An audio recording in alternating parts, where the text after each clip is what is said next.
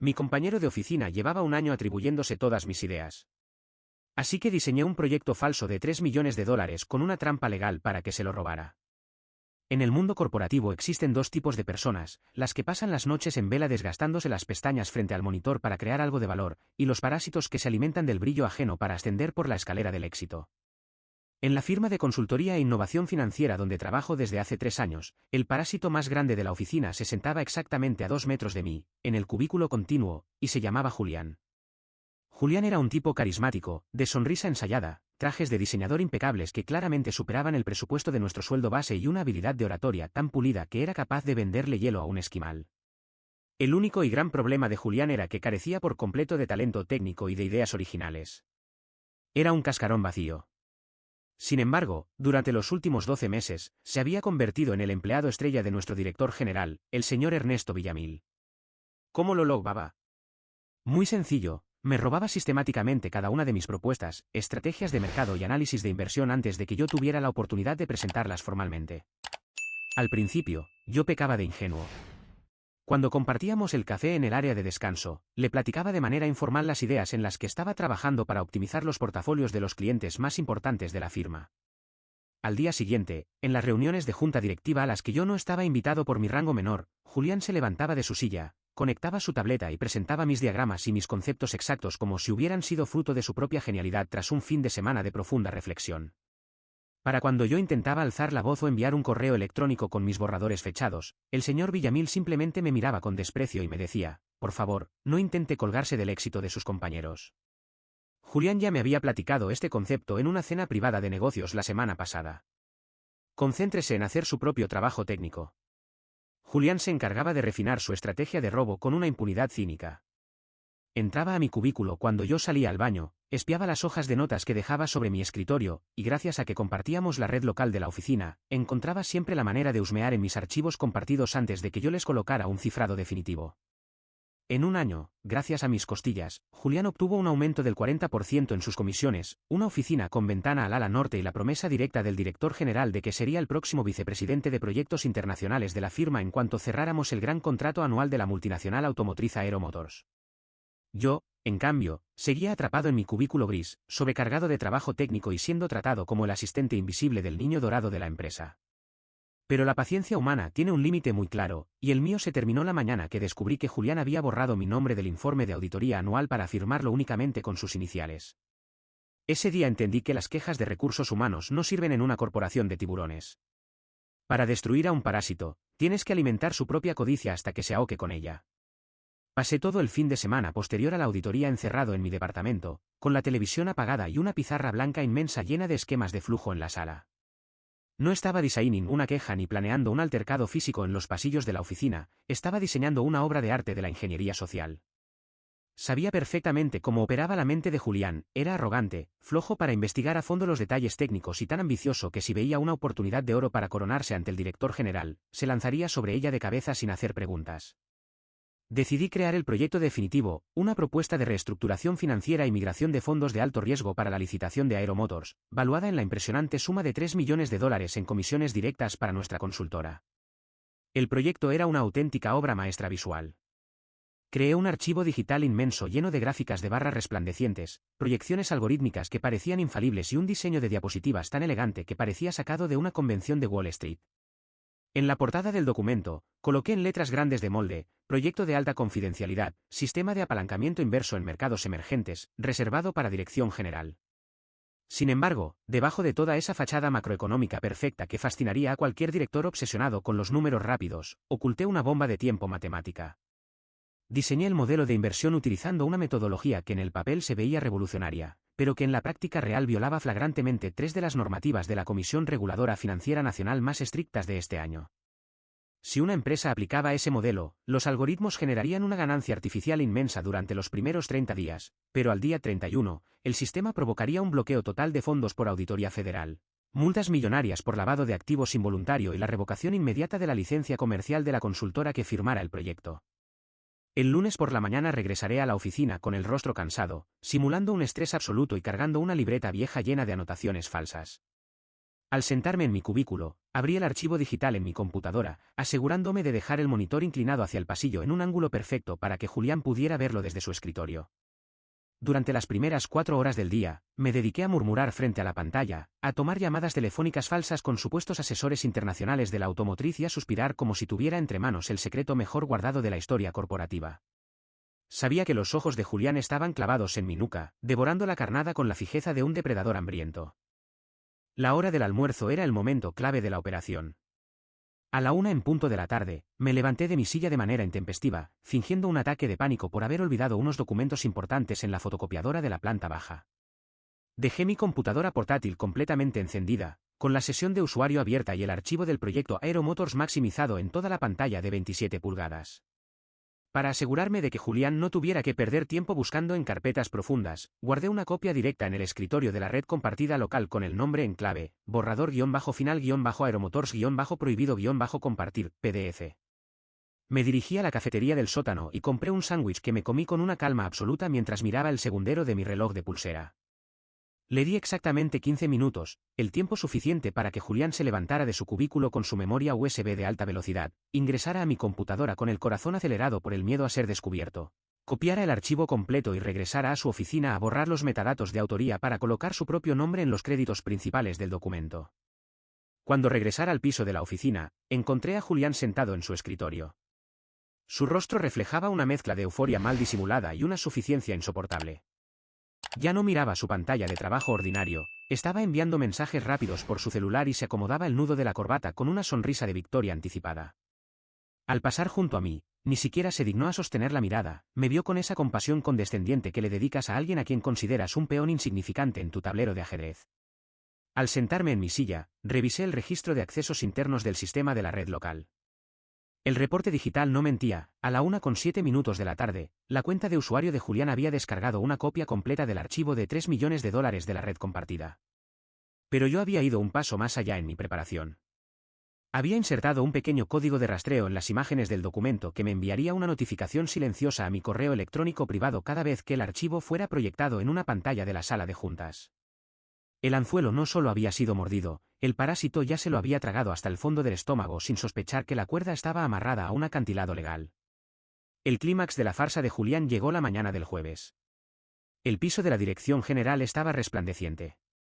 El señor Ernesto Villamil había convocado a una reunión extraordinaria de alta prioridad en la gran sala de juntas del piso 40, un espacio con paredes de cristal que ofrecían una vista panorámica de los rascacielos financieros de la ciudad. En la mesa de caoba pulida se sentaban los 4 principales vicepresidentes de la firma, y sentados al extremo opuesto, los 3 representantes de la mesa directiva de Aero Motors, encabezados por el ingeniero Robert Vance, un hombre de negocios implacable y analítico conocido por su nula tolerancia a los errores financieros.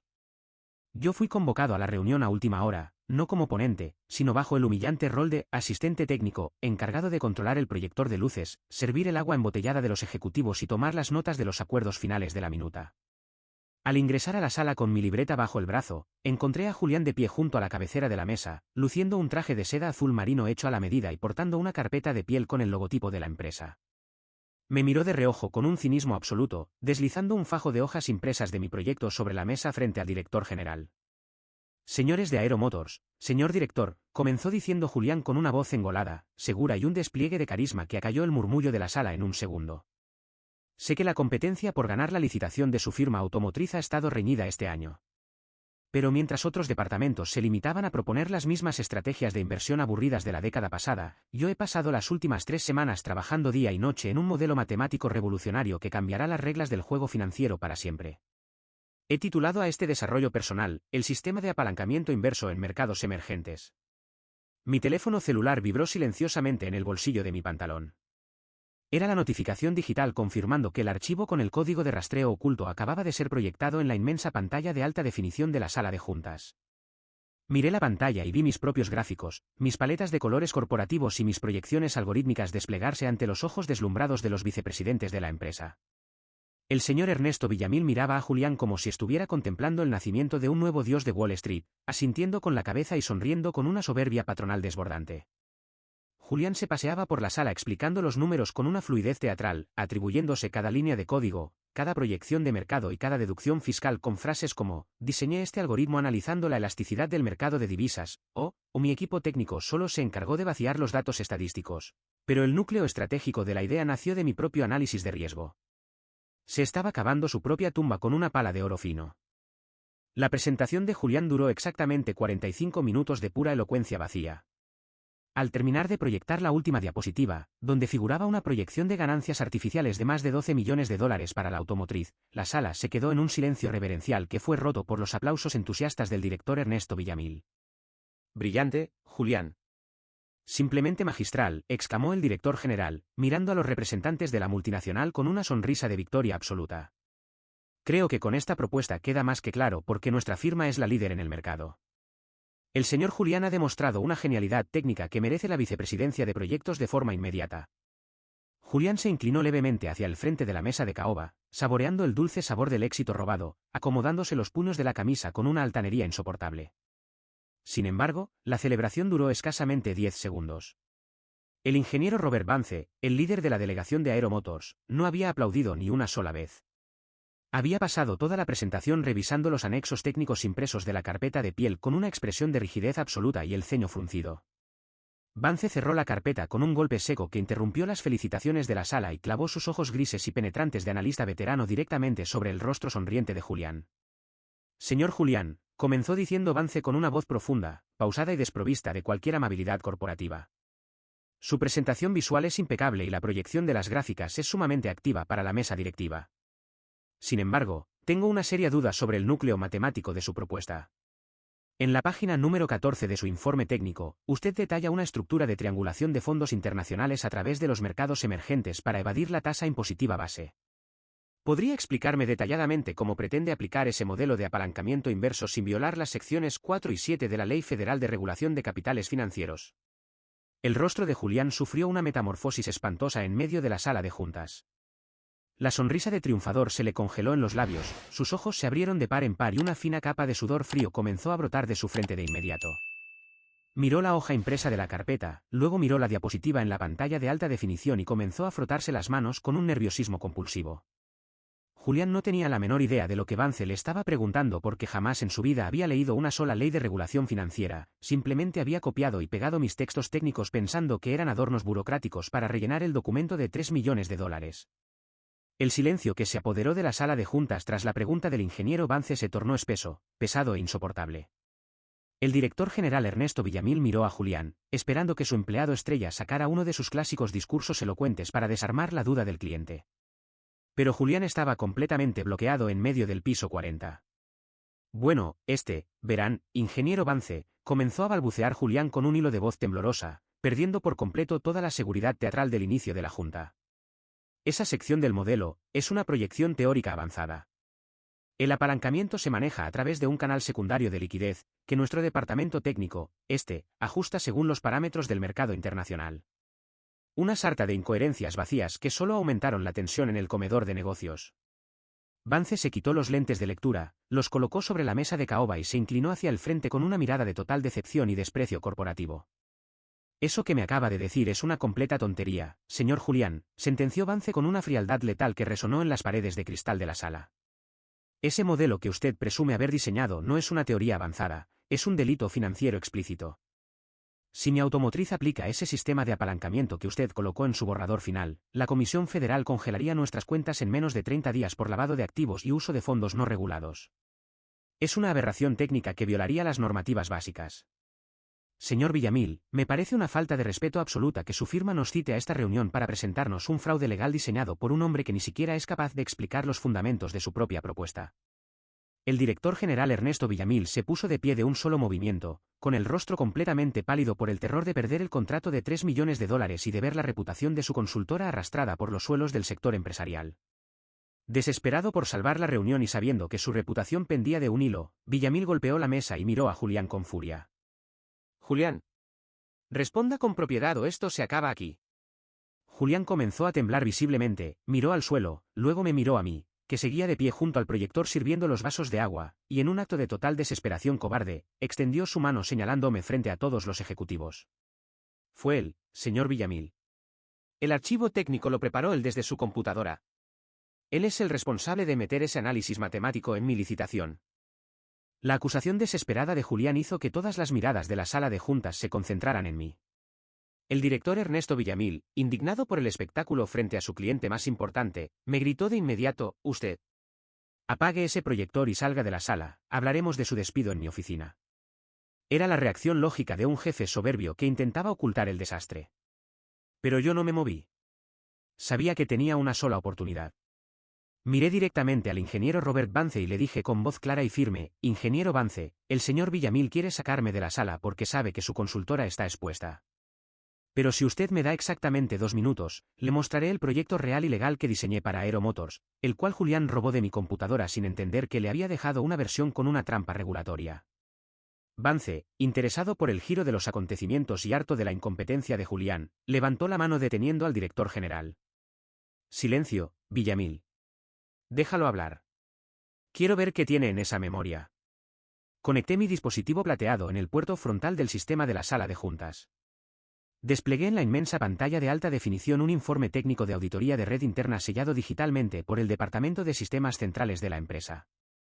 Lo que están viendo en pantalla, continué explicando mientras señalaba los registros, es el historial de descargas de la red local compartida del lunes pasado a la 1:07 de la tarde.